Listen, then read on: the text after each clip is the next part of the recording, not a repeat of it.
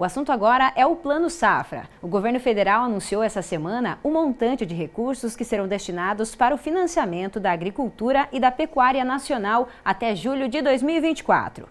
O anúncio estava sendo aguardado com muita expectativa por todos os setores do agronegócio. Serão investidos 364 bilhões de reais no Plano Safra empresarial e 71 bilhões na agricultura familiar.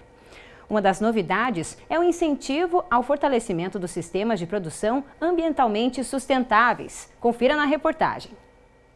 O lançamento oficial do Plano Safra começou na terça-feira em Brasília, com a presença do presidente da República, de ministros e representantes do agronegócio. Na oportunidade, foram anunciados os recursos destinados para a agricultura empresarial. São 364 bilhões de reais para atender médios e grandes produtores rurais. Deste total, 272 bilhões são para o custeio e a comercialização e 92 bilhões para investimentos. O valor é 27% maior do que no Plano Safra de 2022. As taxas de juros para custeio e comercialização serão de 8% ao ano para os produtores enquadrados no PRONAMP, que é o Programa Nacional de Apoio ao Médio Produtor Rural, e de 12% para os demais produtores. Já para investimentos, as taxas de juros variam entre 7% e 12,5%. Uma novidade no Plano Safra 2023-2024 é que ele incentiva os sistemas de produção ambientalmente sustentáveis, com redução das taxas de juros para a recuperação de pastagens e premiação para os produtores rurais que adotam práticas agropecuárias consideradas mais sustentáveis. A redução será de 0,5 ponto percentual na taxa de juros de custeio para os produtores que possuírem o cadastro ambiental rural analisado. Também terão direito à redução de 0,5% na taxa de juros de custeio os produtores que adotarem práticas mais sustentáveis. Caso o produtor preencha os dois requisitos, a redução pode chegar a 1 ponto percentual. No dia seguinte, na quarta-feira, foi a vez do anúncio do Plano Safra para a agricultura familiar.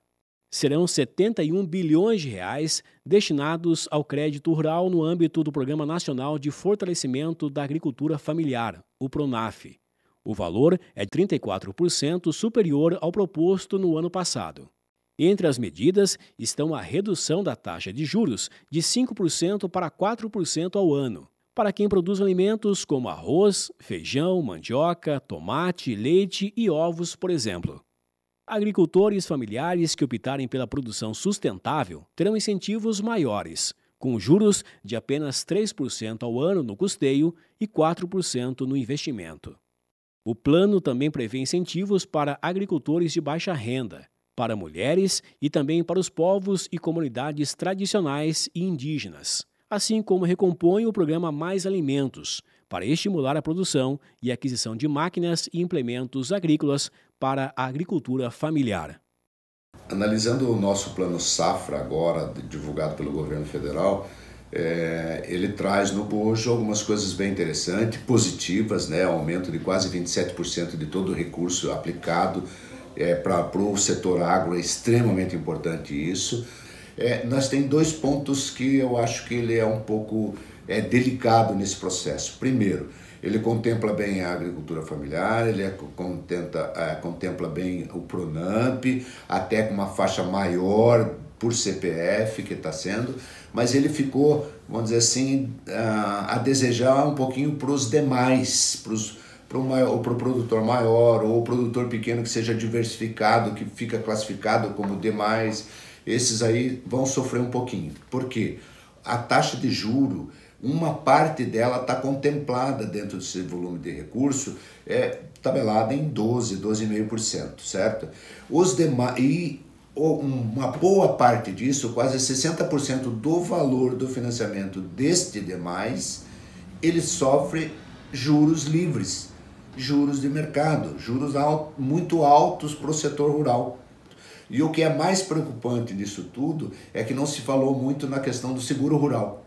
Isso traz uma preocupação, porque não tem recursos na subvenção alocados a mais do que nós precisaríamos, né? E isso é bastante preocupante. Em síntese, o Plano Safra ele é bom, é satisfatório, com essas reflexões que nós temos que pesar bastante. O governo federal também conseguiu, dentro do aperto fiscal, fazer algumas mexidas importantes nas taxas de juros, especialmente a taxa de juro para a agricultura familiar, reduzindo 1 ponto percentual em algumas linhas, especificando e aumentando o crédito para mulheres, para jovens, tratando também indígenas e quilombolas dentro do Pronaf-A, que a gente chama, uma linha específica para a parcela mais vulnerável da nossa agricultura.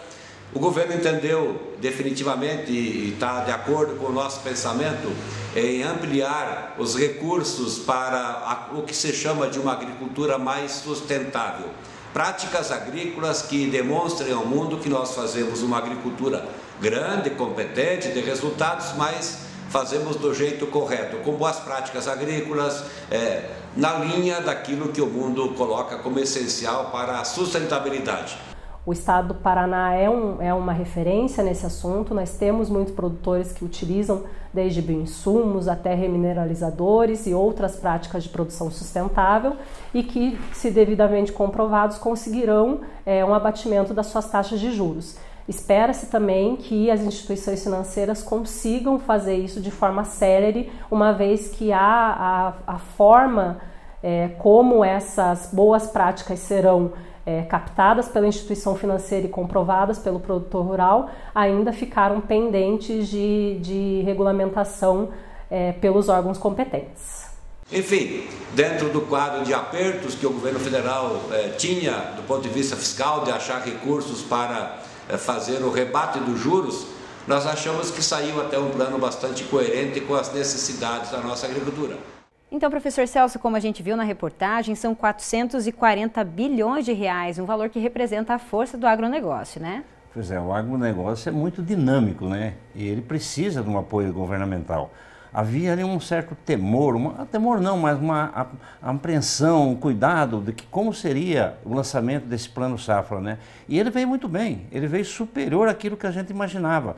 Então ele está atendendo tanto a parte empresarial como a parte familiar. Então esse processo das pessoas que tinham aquele temor foi se afastando. Isso indica que o nosso ministro Fávero tem uma boa comunicação dentro do Congresso, né, na sala dos deputados e senadores. Bom, um orçamento superior ao esperado, certo? Lógico que não vai atender todo mundo, né, que alguns ficam descontentes, mas acho que superou as expectativas, né? E vai mostrar aí que o retorno que isso pode dar para o nosso país. Ou seja, a nossa agricultura continua ativa, o nosso agro continua muito bem e temos um volume aí, né, de recursos superior ao esperado e positivo. Acredito que não vai ter problema, vai depender muito realmente do planejamento que os agricultores vão ter, da sua parte de custeio, do seu investimento, para que se tenha o sucesso no agro. Foi superior àquilo que a gente esperava. E professor Celso, outra questão do plano é o incentivo à produção ambientalmente sustentável, né? O produtor rural já está acostumado a ter uma produção voltada à sustentabilidade realmente aqui no Brasil. É uma cultura, Antonella, que já está assim, nos agricultores brasileiros, só que ela tem que ser divulgada mais e alguns agricultores que não aplicam essa sustentabilidade têm que aplicar mais. Bom, a sustentabilidade já começou com o próprio plantio direto, quando começamos lá em 1978, 80, né? Agora, existem outras técnicas, né? Viemos aplicando muitos defensivos agrícolas, fortalecendo a parte química, né? E isso vai destruindo a planta, vai destruindo o solo. Ou seja, nós temos que ver todos os manejos adequados, aplicar os bioinsumos que está na moda agora, dar vida para o solo, certo? Então essas pessoas ou esses agricultores que estão, vamos dizer assim, recuperando o solo, recuperando a microbiologia do solo, eles serão mais contemplados. Isso já é uma exigência não nacional, nós temos que entender que isso é uma exigência internacional, ou seja, temos que dar vida ao solo, temos que dar sustentabilidade àquilo que produzimos.